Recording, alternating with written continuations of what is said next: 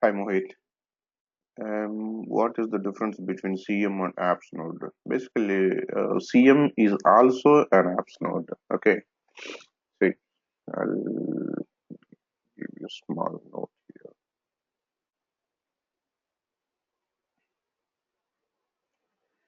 here. See, database application. Okay, the main components from the application side, web forms, CM. Okay, so it contains reports, application listener, this and all comes under here, and the other components will comes under here. Okay, so this is also one application node. Okay, whenever you are going for the multi-node installation, okay, so wherever you installed web, there itself you need to install forms. Okay, wherever you're installing CM, the report server related components and the application listener components, everything will be coming over there. Okay, so let's say yours is node 1, node 2, node 3, node 4. Okay, so let's say node 1 is a database. Okay, and here you can say usually people will be going web forms, web forms. Okay,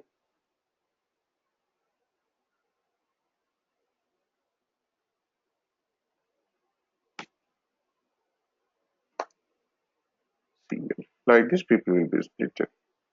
Okay, usually people will be splitting like this. Okay, so if you really wanted a multiple CM nodes, you can also make is a CM. Okay, then this is called PCP,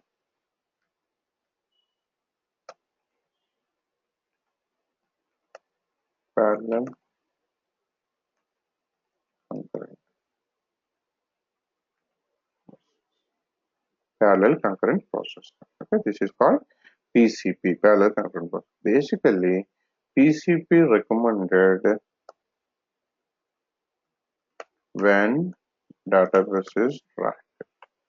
Okay, why? Because you see, this concurrent node straight away impacting the database. Okay, so no matter how many concurrent nodes you are creating, okay, this concurrent node works with the database closely. So even if you create a multiple concurrent nodes, that will be pointing to the same database, right?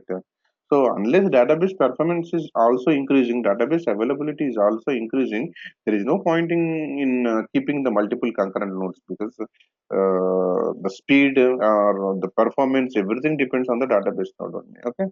So when you say, I mean, when you say rack, in the rack, INST1 will be there, INST2. Multiple instances will be pointing to the same database, right?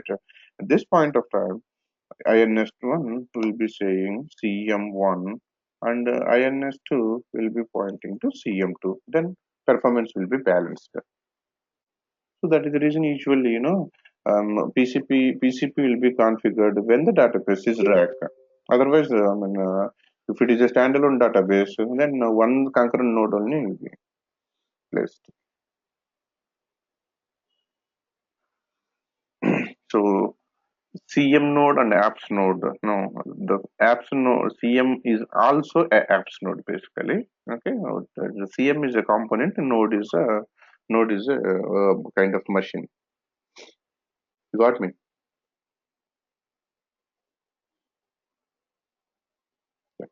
So they distributed automatically when or we specify in some file. Distributed in the sense, yeah. You mean web node means you means load balancer, I mean balancing the load and the web node.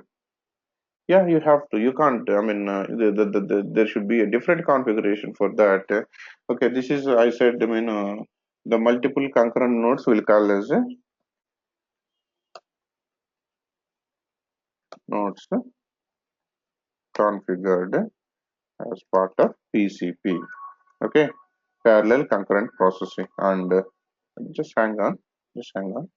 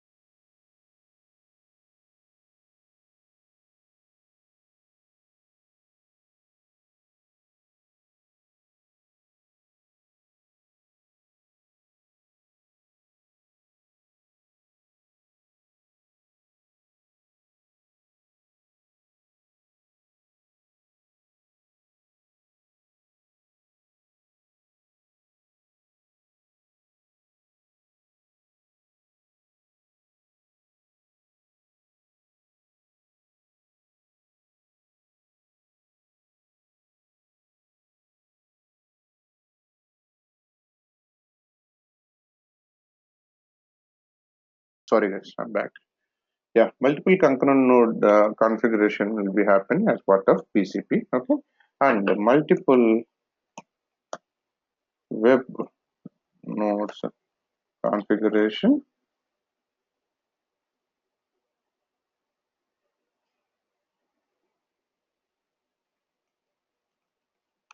through DMZ, delimited metric geom. There is a concept. Okay, there's a concept called DMZ.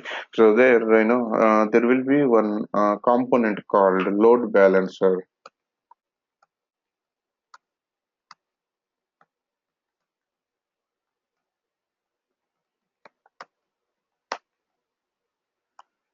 Web nodes. Okay, there is a component called load balancer. This is a third party tool we need to buy. Okay, in that there will be a different machine for that load balancer. So in that load balancer, we need to configure all our web nodes. So this load balancer will be giving one common URL. See, basically, even if if you see the Google or Yahoo or whatever, okay, initially everybody will be working through one of the web node, one of the web server. Okay, that can be a WebLogic, that can be a WebSphere, or that can be Tomcat or Apache server, something like one web server. Okay, so whenever you install web server, the URL will be hostname dot domain name colon port number only. Whatever web server, even if it is a WebLogic server or WebSphere server or Apache server or Tomcat server, whatever you take, okay, at the end of the day, when you install any of the web server, you would be getting HTTP colon hostname dot domain name colon port number. Right? But when you say yahoo.com, you are saying yahoo.com, but you are not giving any server name dot domain name colon port number. You're just simply saying gmail.com, not giving any server name. Means I mean, under this yahoo.com, okay, the multiple application nodes will be configured basically. So whenever you click yahoo.com, whenever you say yahoo.com, that request will be going, and there how many number of web nodes are available and all will be validated, and who is free, who is busy will be validated. Accordingly, your request will be sending to that. Okay, some one common URL will be created. So even when you configure load balancer, okay, DMG configure as part of DMG configuration, you would be getting one of the common URL with your company name or whatever. It depends on your, you can define your name. Okay, so you will be configuring one common URL. Under that URL, the server name dot domain name colon port number will be configured. So whenever you use that common URL, that will be pointing to the load balancer. Load balancer will be identifying how many how many web nodes are available for that particular instance, and it will be it will be identified like the load balancer will have the information about who is free and who is busy kind of information. So accordingly, he'll pick he'll pick one one web server. The request will be sending to that web server. Okay, so this load balancing and all is a part of a DMG configuration, which is a different configuration basically. After installation only, you have to do that. Okay, so still, if you want to balance your concurrent nodes, then you have to go with the PCP, parallel concurrent processing. Okay, so though you are having a node, it's not recommended to go with the PCP unless your database is racked. So if you got a three node rack, then we'll be creating. You can go with the three PCPs. PCP three node. Okay, three concurrent nodes. So four node rack, four concurrent nodes, or something like that. That will be feasible. Otherwise, even you can create a PCP. You can enable even one concurrent node, but whenever one database node. Whenever you are configuring this PCP, the same database name will be created. So the database will have the more burden in this part. Delimited metric zone DMG is nothing but it's a load balancer. It's a load balancing configuration happens as part of DMC basically.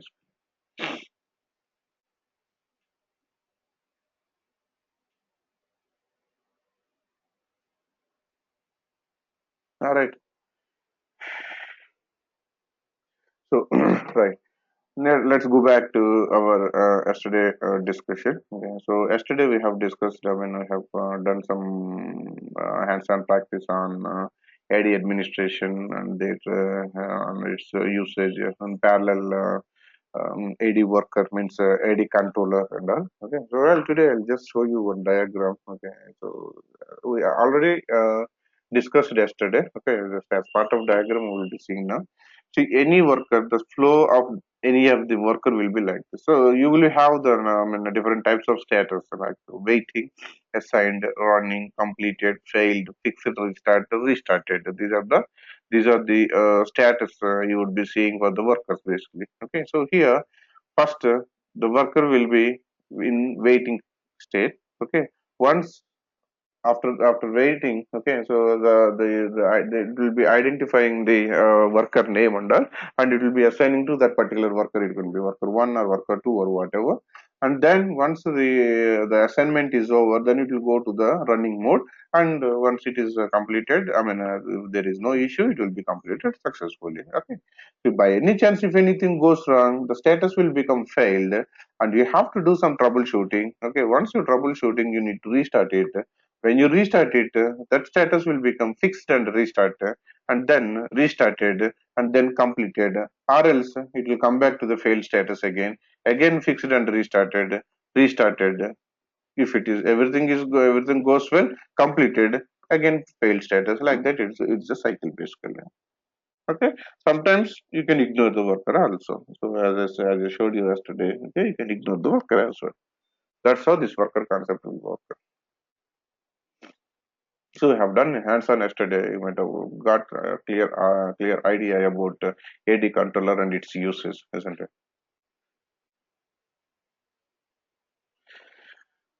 All right. So yeah, this and that.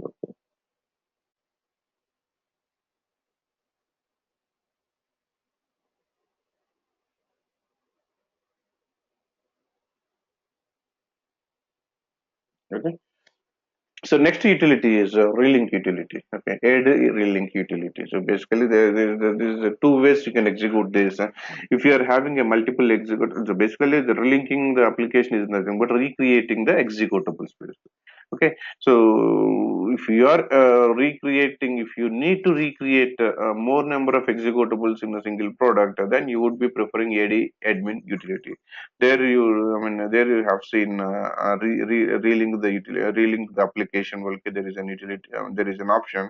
So you'll be selecting that option and you will be going ahead. Okay, so if you want to recreate only one executable, again it's a painful work. Like again, initiating the AD admin utility, providing all the parameters, choosing the right option, providing and the other parameters to that particular option.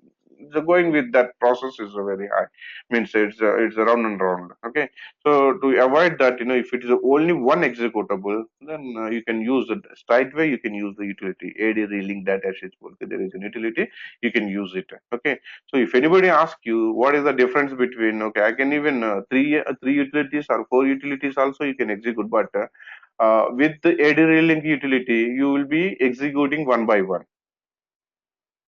Okay, so in interviews, people may ask you, what's the difference? Okay, what's the difference when you execute? When you relink the executable or when you recreate the executable from AD relink data sheets or AD admin, what is the major difference?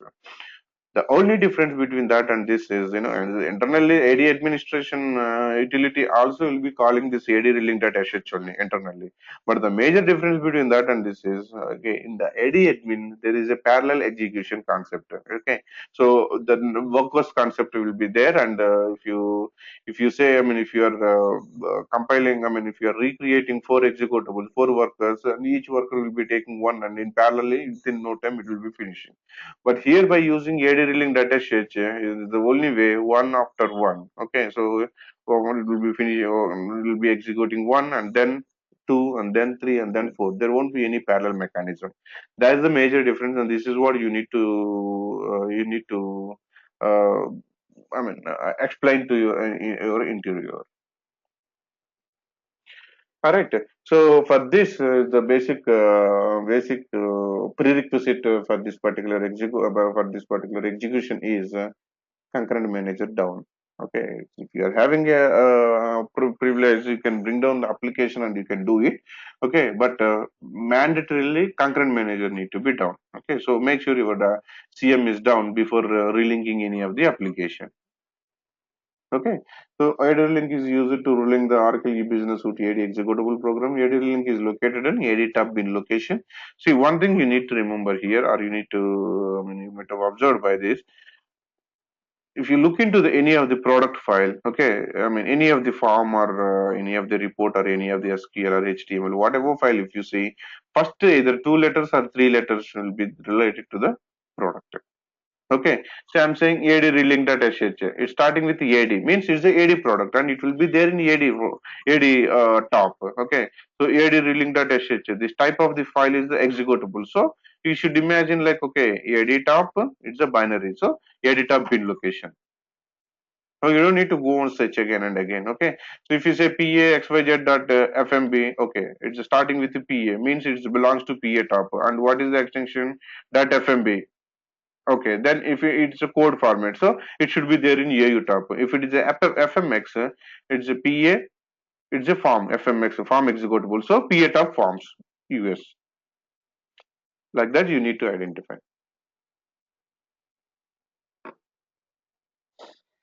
All right, so whatever file if you see, whatever file, it will start with either APA or AR or AD or FND or something else. The product, generally product names maximum is three and the minimum is two. Okay, so it's either two letters or three letters will be there. So first two or three, by seeing it, you will be understanding.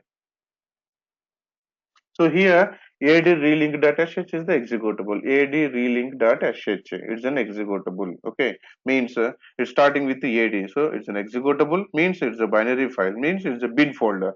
It's starting with the AD, so it should be in AD tab bin location. That's it. You understand the logic, right?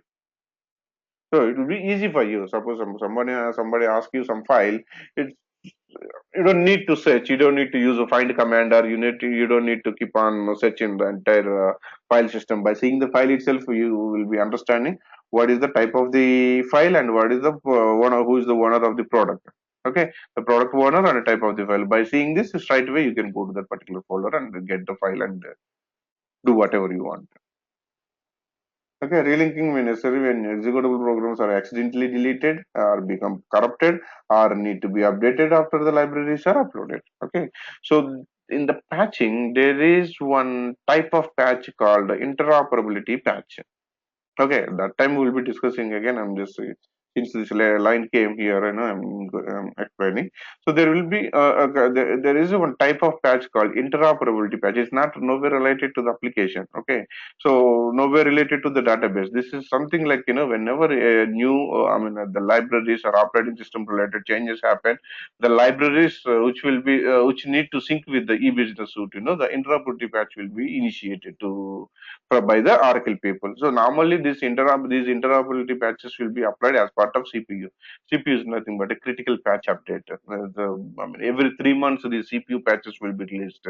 It's basically related to the security and operating system. So every 3 months they will be releasing CPUs. Okay, so it's not mandatory to go with the CPU every 3 months. You don't need to. Okay, so these are all what you call. These are all.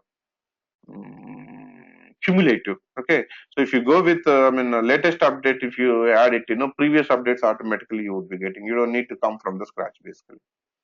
So whenever you got a time, whenever you got a maintenance window, you can update your CPU. Okay, so at that point of time, when any interoperability patch happen or any of the libraries has been introduced to your operating system, at that point of time, relinking will be necessary. And as part of that note, meta note, they would be saying, okay, as part of post step, you need to execute relink. You need to relink the application, so on so application, or you need to relink the entire e-business suite, something like that. They would be providing you. And only thing is, you need to decide like, okay, they are asking, they won't be saying the utility name. They won't be saying AD admin or anything. They'll say, please relink PA product. That's it. The moment you read that, immediately read relink that asset should come into your mind. In the same, since it's a product, means more number of files need to be relinked. Then it's better to have, instead of going by manually one by one, it's better to have through AD admin utility. So Either the moment you read that line, two things need to come in your mind. One is AD reeling data set and another one is a AD admin utility. Depends on the requirement, depends on the number of the executables need to be reinitiated. You will be deciding which one need to go. You getting me right?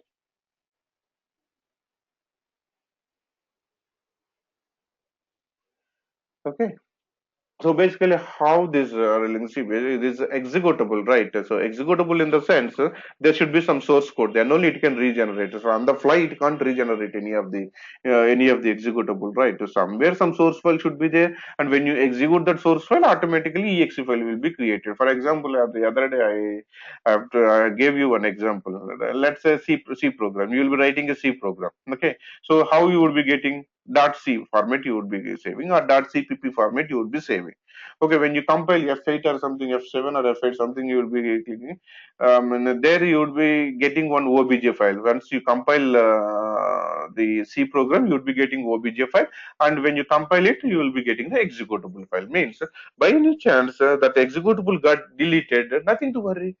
You will be having a source code, right? By compiling that source code, you will get a new executable, isn't it? The same thing here also. Here you are recreating the executables means somewhere some source code will be there. That source code will be executed, and after executed once the source code is right, and after successful execution the related executable will be created.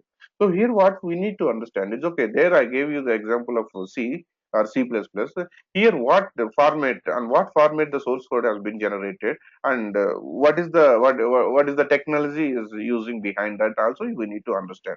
So here the source code under has been written in make. Okay, the make is one of the, it's a, it's something like a Perl. It's a make is also one of the programming language. Okay, so with the help of that make, people will be, I mean, the Oracle people has written some code in the format of .mk. Okay, so when you save any of the make, I mean, when you generate any or when you write any of the code and make, you would be getting .mk. How you will be getting .java program, .java or .c or .cpp.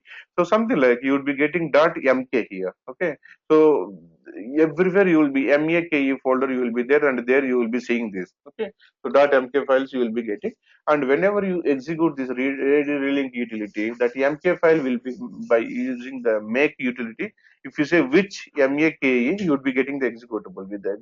With the help of that make executable, if the compilation will be happened, the executable will be recreated.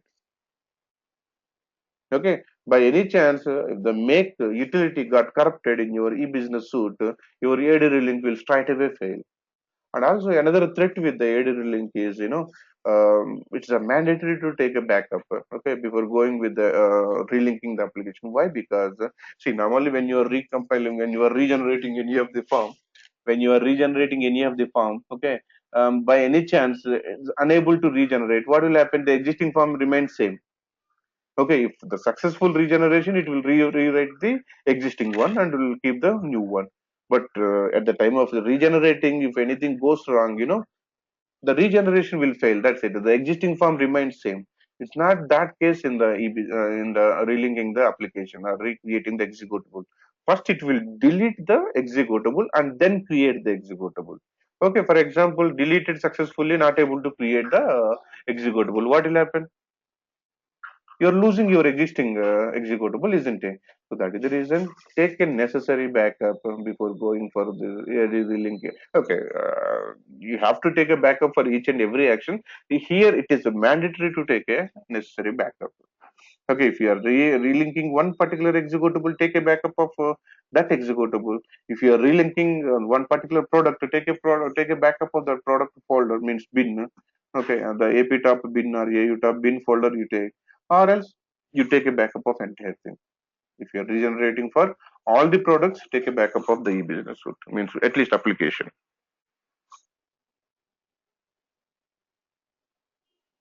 You getting right? Okay, by any chance it's corrupted or deleted by any chance, yeah, there is no other option. Either you can pick it from the latest backup or you can regenerate with the AD link utility.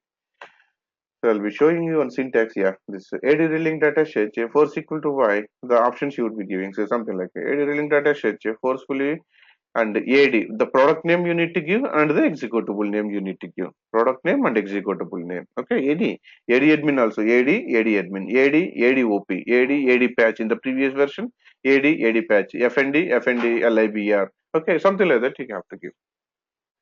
Okay, in the practice session, I'll be showing one example. I'll delete or I'll move one of the executable to some other location, and I'll regenerate and I'll show it to you how it will execute. The same thing will be happen when you execute from outside. I mean outside in the sense from AD admin utility. Is that clear? It's one of the critical activity. Why? Because I told you right, it will be deleting and creating the executable. I mean it's a critical activity. So you have to take a necessary backup and sometimes it will, I mean if any of the that straight away linked with the libraries, and also if any of the your operating system is having any issue, then it won't be created. Means operating system related libraries or anything having any issue, it won't be. Okay, as part of CPU also, if you don't update your operating system as per the CPU, and later part if you are applying any of the application patches, it would fail.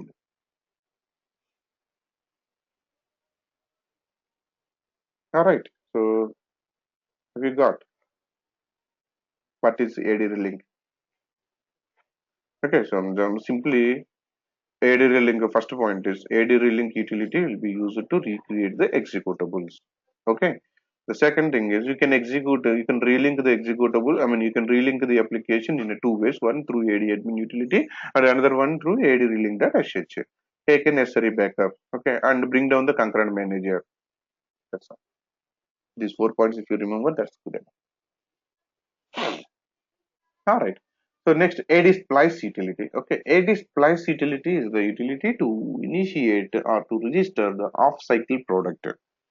Okay, see, along with your installation, you would be getting number of products, so 250 products or something you would be getting. Okay, so on top of that, Oracle introduced some new product, and you wanted to integrate the new product with your e-business suite. At that point of time, Oracle will be providing this particular product as a patch. So in that patch application, the patch process, AD Splicer will be one of the prerequisite. Okay, straight away you won't be executing AD Splicer. You would be executing the AD Splice utility as part of a patching.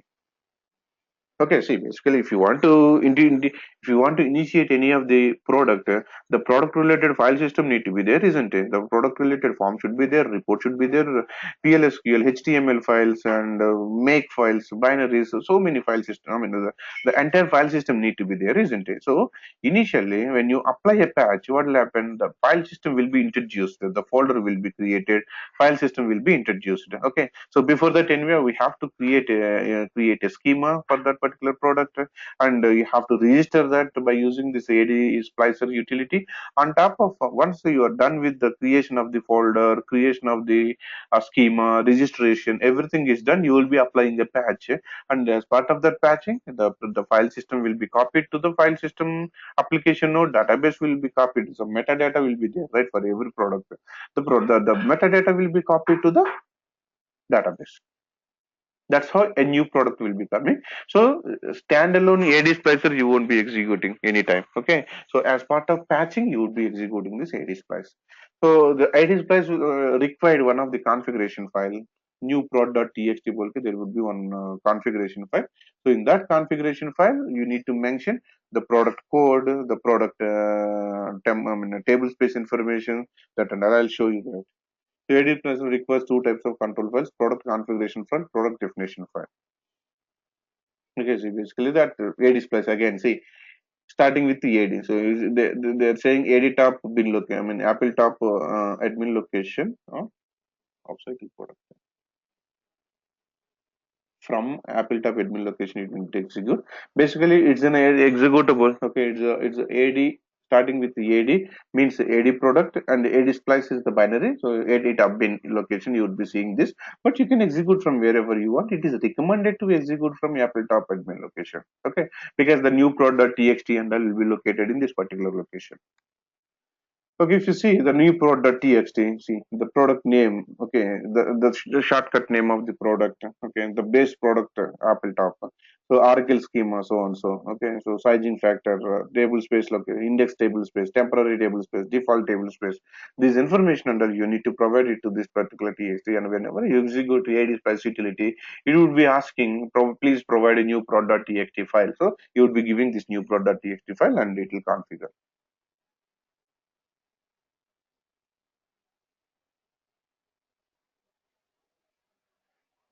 Right, see, running, logging out and logging back to the new environment. Once you are done with this, logging out and logging in. Why? Because the environment file also will be updated. Suppose if you updated mark a product name called mark underscore top will be added to the environment. And if you want to source the environment, you exit from that, and you source the environment once again. Okay, you source the environment so that the new environment variable also will be setting. Okay, and on top of that, you will be executing the patch utility to add the file system, to add the database objects to the database, file system to the application. Okay, so next, file character conversion, and I'll just show you. Okay, so you are having a UTF-8, as I said, you don't need to worry about this utility. But if you are working with the very olden servers and all, and started without UTF-8, it's going on, then you may need to use this particular. The utility name is ADNCNV. Okay, source file and the source character set. And whenever, I mean, this particular what do you call this particular character set conversion, you will be getting one file. Okay, so that file from Oracle, you would be getting the file and the character set, and a destination file and destination character set. If you give, it will be setting. Okay. So yeah, yeah. So that's all, guys. Okay, so here we need to the important utilities are UID link utility, and sometimes you may need to use Splicer also. It's not a frequently you won't be adding a product to your e-business suite. Okay, so sometimes you may need to use just for your interview purpose. You have to go through that. But in the daily basis, I mean, in a day-to-day basis. You may need to use UID link data sets, but it requires, since it is required downtime. So straight away they won't be asking you to execute on weekdays, probably in the weekend or off cycle off period, like after 6 o'clock on the night time, or before starting the day, or weekend, something like that, they will be scheduling. If it is a maintenance activity, then they can execute anytime. But if it is a downtime activity, then you have to coordinate with the customer, and you need to identify the time. So this practice need to be happen. Okay, that's what we need to understand. Whenever you get any of the action plan to be executed in the e-business suite, first you need to understand whether it requires the downtime window or maintenance window. Okay, so maintenance window we call, normally in our environment we call as, okay, if it is a maintenance window only required, then you can execute any time. You don't need to bring down the services. You don't need to touch any of the component. Okay, so if it required a downtime, then the approvals and everything need to be there, and user shouldn't be connected, and you need to intimate it to the user. You need to intimate it to the customer, and the mediator will be there. Okay, the customer to the support, I mean our support team, there will be one mediator. Okay, so SME, service delivery, SDM, service delivery manager, some naming convention people will be using. Okay, in Oracle Corporation they'll be calling as a SDM. Okay, service development delivery manager. So whatever before going to contact the customer, I mean, engineers will be contacting the SDM will be contacting the customer. So like that it will be going. Okay, so we need to coordinate with the people. We need to get the downtime and all. And we need to go in that way. So you need to understand before executing any of the activity. We need to understand whether it is required downtime or not. Okay, if it is there, approach will be different. If there is no downtime, your approach will be different. Okay, so there are some more utilities are there called reporting utility. Just naming itself, it is telling, and you won't be doing anything.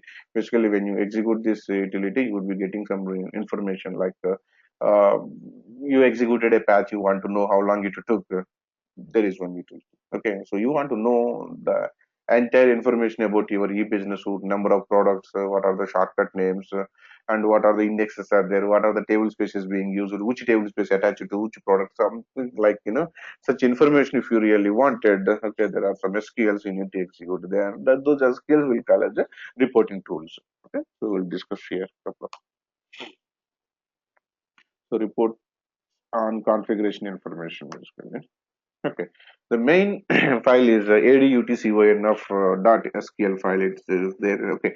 So if you see this particular file, you would be understanding. Okay. So without telling this ad top SQL location, by seeing itself, you will be understanding. Okay. It's starting with the ad and it's a .sql file. Means ad top, and since it is a .sql file, it's SQL. So you would be finding ad top SQL location. You would be finding this file. Okay.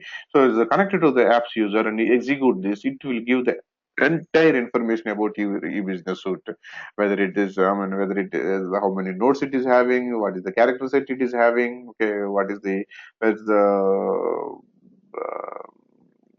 what do you call, the number of products is shared, number of products installed, number of products are available, okay, and the product tops, product shortcut names, and what are the table spaces are attached to this number of products. The entire information, okay, I'll be executing this file and I'll be showing you tomorrow. So basically, when you execute this adutcyn of .sql, it will generate a file in the there itself in the same location. It will be generating a LST file. Okay, so adutcyn of .lst file will be created. If you open that file, you will be understanding what are the information is there. It's a text file. It's easy to understand because it's everything in the SQL format. It's the query, output, query, output, and you can use those queries in the standalone also, not with the adut .sql. Okay, if you really like it, take that select statement and keep aside, and that from outside also we can utilize. It is straight away SQL files. Okay, the select statements will be there. All those select statements to put together as a adutcyn.sql, and when you execute that, those SQL statements will be fired, and the output will be copied. It means spooled output will be copied to the adutcyn.lst. This is the important file, and again, nothing to do with this file, just for your information only.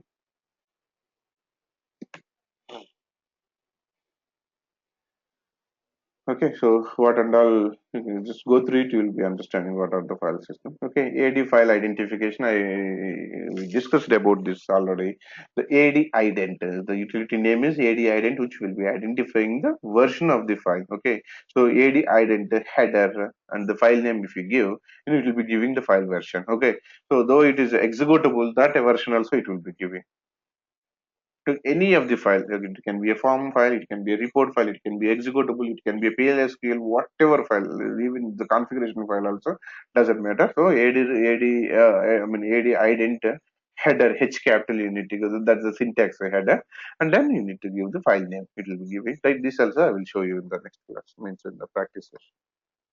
So something like AD ident header file name file two file like that you can give like this. You would define it. Okay, so it's something. This file version is file 120.0, 120.4 for this version. Something like that. It would be. Next, AD job timing report introduction. Okay, the AD job. So basically it will be executing to find out which utility took how long, how much time, and all you will be getting. It's no use of this particular, because in e-business suite every utility, every action is very important. Before starting the action you would be taking the note, and after finishing the action you would be taking the note. Why? Because here it is mandatory to note down the exact execution time, because the same amount of time you would be asking in the production. If you mismatch anything in the non-production, then if you underestimate the downtime activity, okay, I mean the downtime, the production, then you are screwed. So okay, normally it should take 2 hours in the production. You can take 3 hours. By mistake, if you take 1 hour, you will be under pressure, because after 1 hour people started pinging you like when the server is available, something like that, and it will be hell, to be honest. It will be hell for you. Too much pressure. So always be liberal to the production, and you make sure that you can tell, you can convey the customer that it's for your safety only, for your security only, for your confirmation only, something like that we need to convey them. So the non-production, if it took 2 hours, at least it shouldn't be like we can't blindly, we can't bluff them. 2 hours go, 5 hours, 6 hours, we can't tell them. But safe side, 2 hours, 3 hours, till 3 hours, 3.5 hours you can go. And you think like, I mean, if anything goes wrong, we need some buffer to troubleshoot or something, we can convey the customer. So whatever you got in non-production, straight away don't ask the same amount of time on the production. Be a little political, be a little liberal. Okay, this is the timing report. So the outlook is you next, cloning. Okay. So not cloning. Okay. Next we would be discussing about auto config, and after auto config we would be discussing about patching. After that we would be cloning. So this week auto config and patching will take. Next week we would be cloning. So by auto config and patching, the second part of e-business suite training is completed. So cloning will take some time. Okay. So after cloning, sys administration will be started. Okay. So as I said, could you explain AD splicer? Yeah, okay, definitely.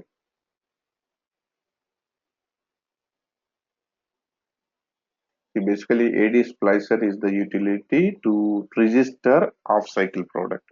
Off-cycle product in the sense a new product, you can take it as a new product. Suppose if you want to add a product, okay, so what and all things are required?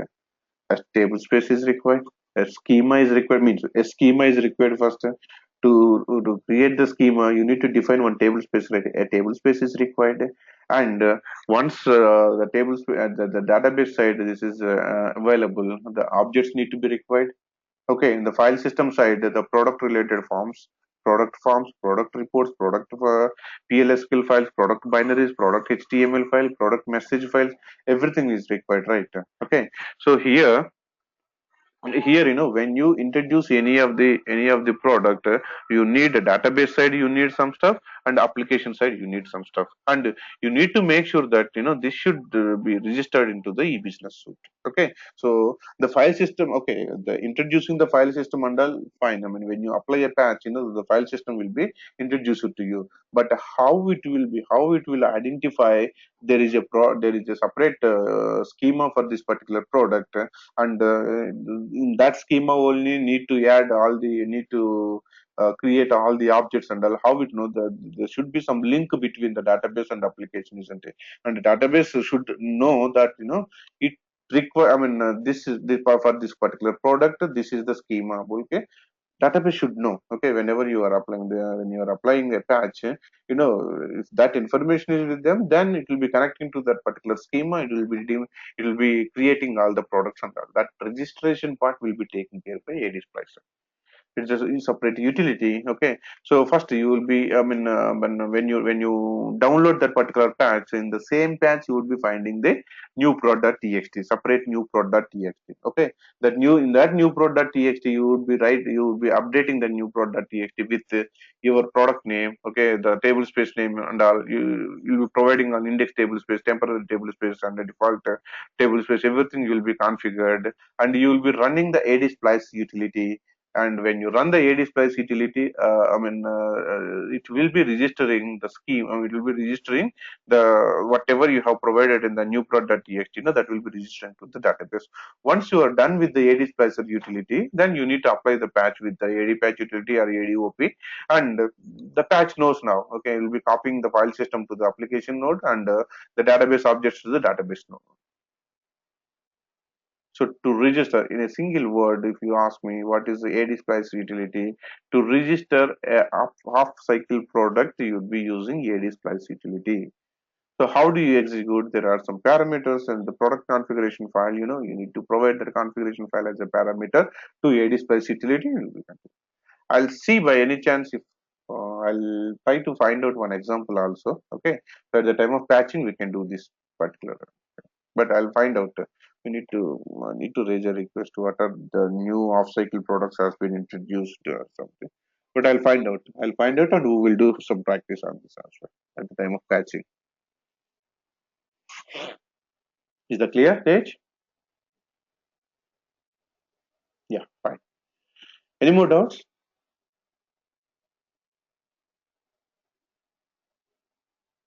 Rashi, Mohit, any more doubts? All right. Tomorrow we would be starting the AD, the auto config, which is very, very, very important. Okay, so would be starting that, and we need one day, the whole day need to be the theory part itself will take a whole day and the whole class, and the next day these examples and that practice both together I will be showing you. Once we are done with AD config also, then we are ready for patching. So we are having the complete information. So we can go ahead with the patching. So the patching will take a couple of days for sure. For practice, everything. So we'll try to do the cloning in the weekend, because the cloning it will take you can't split to the multiple classes, okay? Because it's better to continue in a single day, okay? So and we need to find out some method also, copy mechanism, this and all will take a lot of time basically. But I'll find out some method and we'll be doing cloning. We'll be doing in the weekend. All right. So do you need this information, or I'll be pinging you here? So note it down.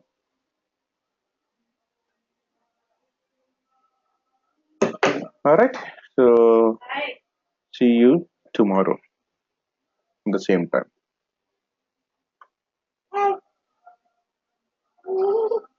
Okay. Bye. Have a nice day.